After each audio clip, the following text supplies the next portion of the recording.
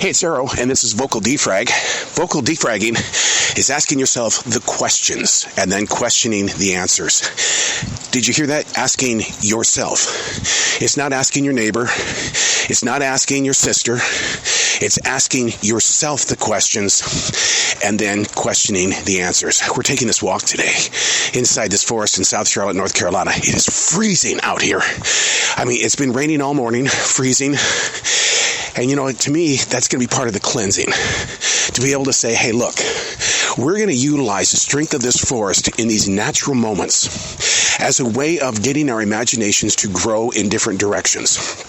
Like, that's kind of what this story is all about today. It's about share your story and then shift to sharing the lessons. Whoa. When that came to me while writing this morning, it was like, share your story, I get that. But you don't write about it and you don't talk about it because you're so afraid of the me thing. Or you could be like my sister, and I love her dearly. It was always about her. Share your story, then shift to the lessons that need to be taught. The things that we go through on a daily basis, do you really think we go through it just so we have something to bitch about or to celebrate? Everybody wants a victory.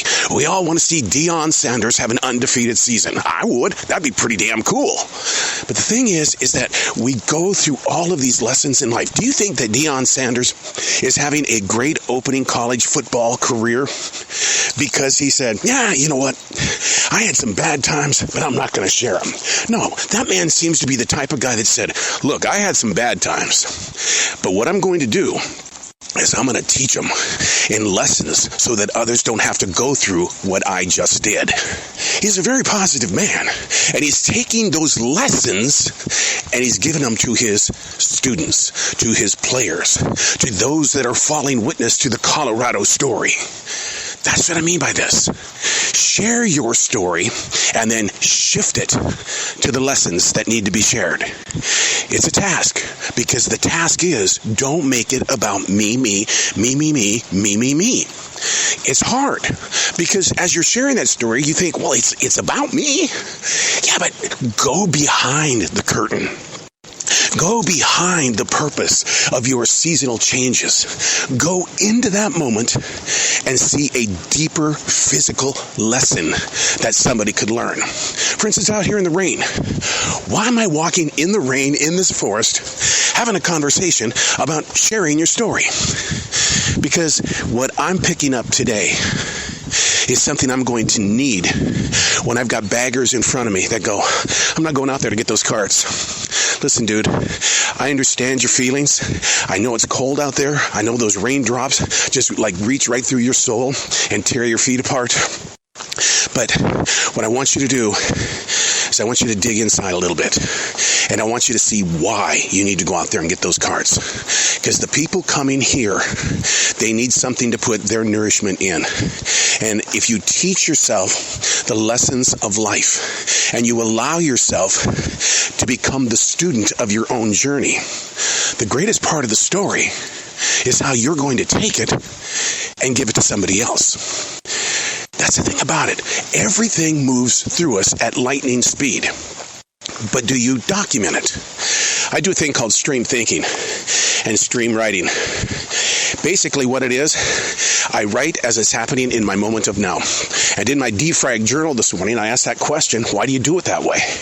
And the answer that I came up with, or that I received, was because I didn't want my heart or my head to rewrite the story. I talked about how I really didn't get to hear my father's true story about his days serving in the U.S. Army in Germany during World War II.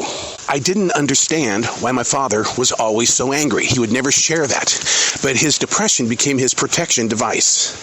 I didn't get to hear the story of my mother on the Powder River, growing up on that farm as a child. You would hear things, but it wasn't from her lips, nor did I ask the questions so that I could question even more. My own sister's story, I wish I would understand more and more why she carried anger, not just as a senior adult, but as a 4-year-old girl. I remember the anger as a child. If you don't share your story And if you don't shift it to a lesson, then how do you expect others to learn so they themselves can have a better idea of who you are and who they can become and who maybe they don't want to become? Share your story and then shift it to a lesson to be shared. It's a trip. It's a writing space. It's a place not for your deepest thoughts because you're going to rewrite the story. Your memories, they're there for a moment. Your experiences, they're about the same. And then your imagination sets in and you write it the way you thought you received it. Then it's tucked away. And if by any chance it comes up again, the way you share the story isn't going to be the exact moment. It's going to be bent. And that's why I like to write. Because you know what? No matter what, you could be ready to put my books in the ground with me. No matter what, my story is on that page. And nobody will ever be able to say, I didn't know. But I've given you the opportunity. Dear future reader, ask the questions, question the answers. Share your story, then shift it to the lessons to be shared. I'm Arrow, and that's Vocal D Frag.